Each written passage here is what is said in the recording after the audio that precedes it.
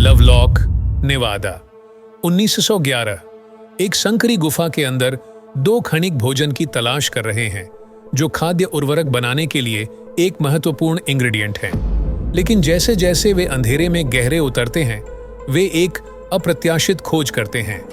उन्हें 40 से अधिक मानव कंकाल मिले, जिनमें से कुछ असामान्य रूप से बड़े हैं।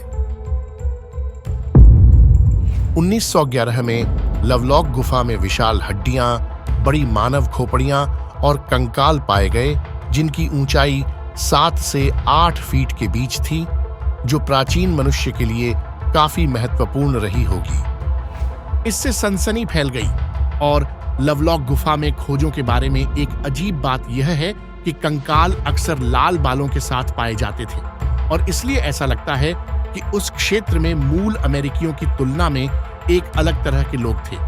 हालांकि लवलॉक गुफा में पाई गई कई बड़ी हड्डियां दुर्भाग्य से समय के साथ लुप्त हो गईं, लेकिन कई खोपड़ियों को एक स्थानीय संग्रहालय के अंदर संरक्षित किया गया था।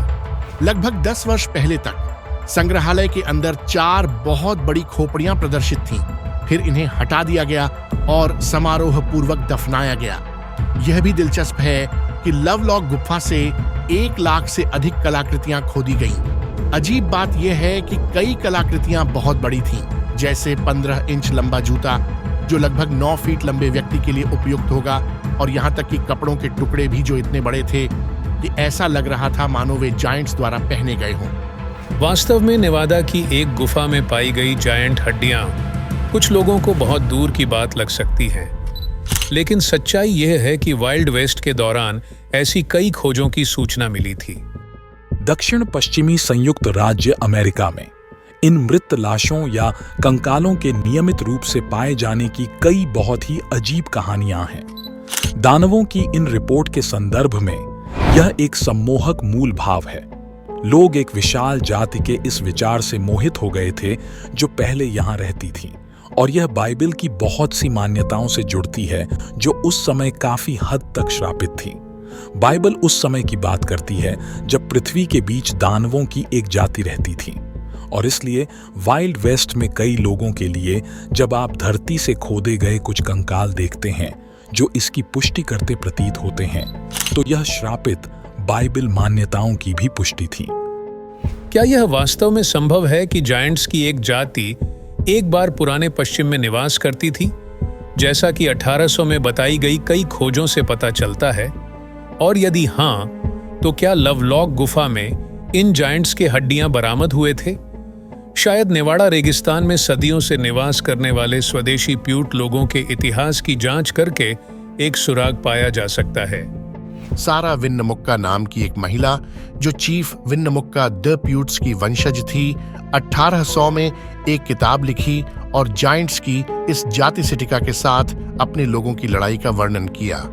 अब इसके बारे में दिलचस्प बात यह है कि वह कहती है कि यह एक वास्तविक लड़ाई थी, आदिवासी कथा या पौराणिक कथाओं का हिस्सा नहीं, बल्कि कुछ ऐसा जो वास्तव में घटित हुआ था।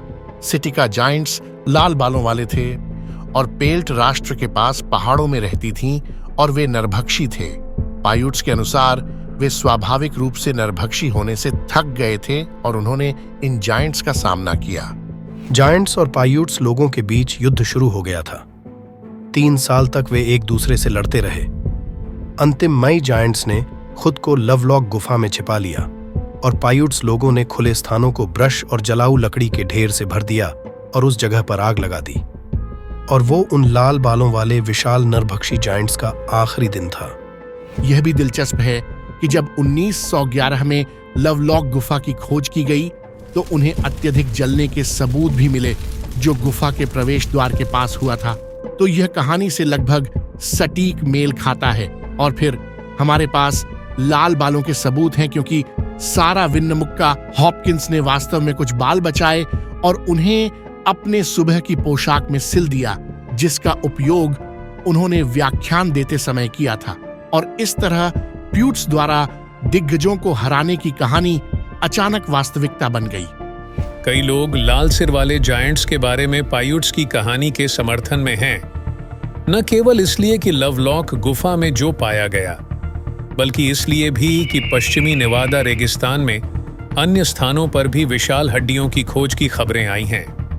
यदि आप पीछे जाएं और अभिलेखों को देखें तो आपको इस क्षेत्र में पाई गई हड्डियों, कंकालों और विशाल आकार की कलाकृतियों के असंख्य विवरण मिलेंगे। 1904 में ये बताया गया कि एक 11 फुट लंबा कंकाल पाया गया था और फिर हमारे पास 1931 में 8.5 फुट के कंकाल का विवरण है जिसकी रिपोर्ट की गई थी। और इसलिए तथ्य यह है कि आपके पास कहानियां हैं, आपके पास कंकाल साक्ष्य हैं और आपके पास कलाकृतियां और यहाँ तक कि किंवदंतियां भी हैं जो साबित करती हैं कि यह इस क्षेत्र के जायंट्स की एक वास्तविक कहानी थी। निश्चित रूप से पाइयूट्स का मानना था कि यह एक ऐतिहासिक सत्य है। लोग उन्हें केवल लोक कथा कहकर खारिज कर सकते हैं, लेकिन फिर कौन कह सकता है कि ऐसा नहीं हुआ था? बिल्कुल जातीय संघर्ष था, बिल्कुल युद्ध था और निसंदेह लोग इसे याद रखते हैं। तो यह कई लोगों की ऐतिहासिक मान्यताओं और वे अपने इतिहास के बारे में कैसे सोचते हैं, इसका एक महत्वपूर्ण हिस्सा रहा है।